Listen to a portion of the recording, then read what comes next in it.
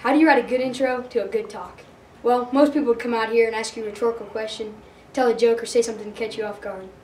As a matter of fact, I probably should tell a joke, ask a question, or say something interesting. But I don't really know how to do that about the use of steroids, so I'm just going to cut to the chase.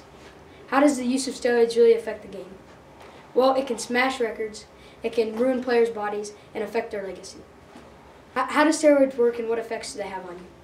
Well, there are many different types of steroids, but a common one is anabolic steroids. When you lift weights or work out, your muscles get tiny tears in them. And when you recover, your body sends extra nutrients to that tear.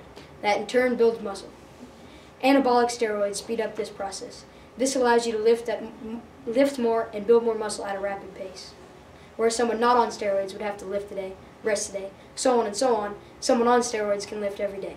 Anabolic steroids can have many effects on you, such as kidney failure, liver damage, enlarged heart, high blood pressure, and changes in blood cholesterol, all of which increase the risk of stroke and heart attack in people of any age.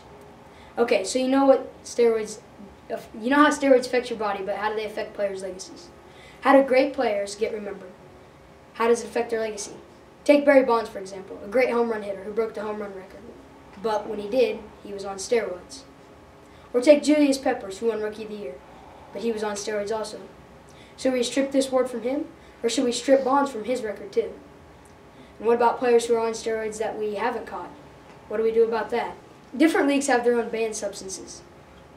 One that is very odd to me is that Viagra is banned from the PGA. Golfers were using this to increase their vision and focus, since it increases blood flow. NFL greats like Peyton Manning, and of course Tom Brady, and rising stars like Ezekiel Elliott are sniffing salt.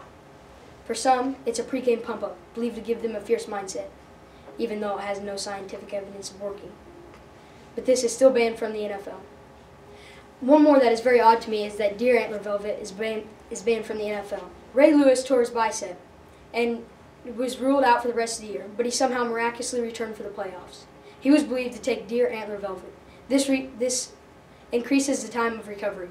We cannot be for sure how much damage we have done to professional sports, but we know it has a lot of impact on our bodies and is not worth the risk. We can also not be sure how much damage we have done to records, but it has had significant impacts on the game.